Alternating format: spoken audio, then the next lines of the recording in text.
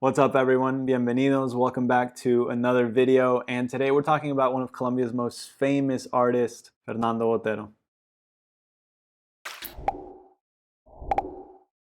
If this is your first time on our channel, welcome. Artisan Tropic is a healthy snack brand. We produce some very delicious plantain and cassava chips in Colombia, and we're just so proud to be from such a beautiful country. So if you love Colombia, I think you're really going to enjoy the videos on this channel. So if you haven't already, make sure to hit that subscribe button. And without any further ado, let's talk about Fernando Botero.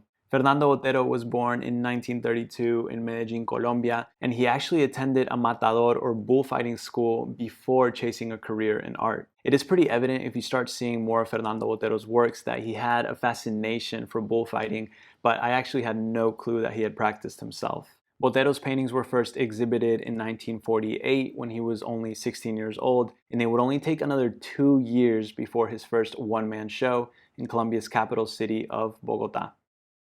Botero moved to Madrid, Spain in the early 1950s to study painting, and in 1960 he moved to New York City, and it's around this time that he began developing his emblematic style of making everything look really rounded and bloated. That style is Botero's trademark, and it's so recognizable that about a few months back, I was walking in downtown Denver, Colorado, so far from Colombia, and from 100 yards I saw these two sculptures and immediately I knew they were Boteros. And sure enough, when I got close, they were Boteros, and there they were in Denver, Colorado.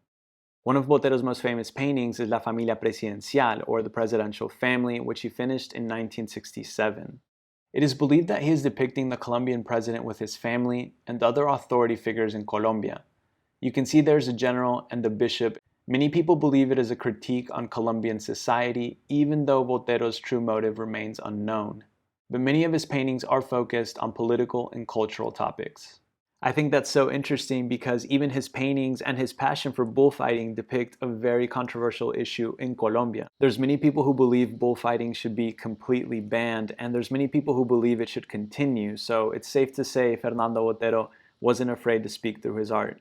By the early 1970s, Botero was now living in Paris, France, and it's around this time that he also began sculpting, and his sculptures continued to portray his emblematic style of making everything look round and chubby. Nowadays, Fernando Botero is a world-renowned artist who has had his works displayed all over the world, and Plaza Botero is one of Medellin's most iconic places.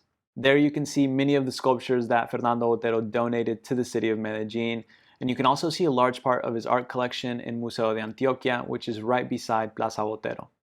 One of my favorite parts about traveling to different countries is being able to discover that country's gastronomy, their authors, artists, sports teams. Those are all factors that sculpt and affect society, and without a doubt, Fernando Botero is a huge part of Colombian art history and culture.